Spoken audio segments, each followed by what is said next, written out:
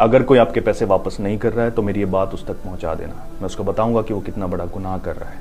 कोई आपके पास आया, मजबूरी में आया, अपनी परेशानी बताई, आपने इंसानियत के नाते उसको कर्ज दे दिया। अब जब वापस लेने का टाइम आया तो वो मुकर ही नहीं रहा, आपको बुराई भी दे रहा है, तो वो आपसे ज्यादा अपने आप के साथ गलत कर रहा है। पहला, अब किसी परेशानी में वो आपके सामने नहीं आ पाएगा क्योंकि उसने आपका भरोसा तोड़ दिया।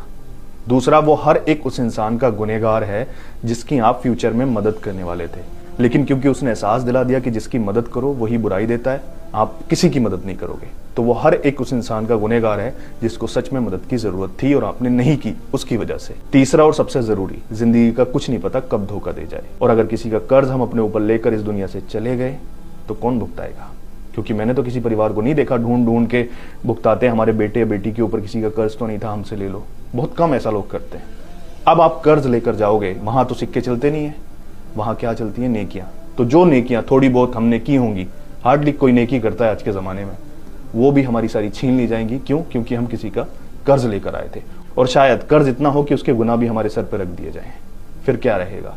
खाली हाथ रह जाओगे। इसलिए अगर किसी का कर्ज लिया है तो वापस दे दो, अगर नहीं है तो सच्चा वादा कर लो, क्योंकि यहां अगर नहीं दोगे तो वहां देना पड़ेगा।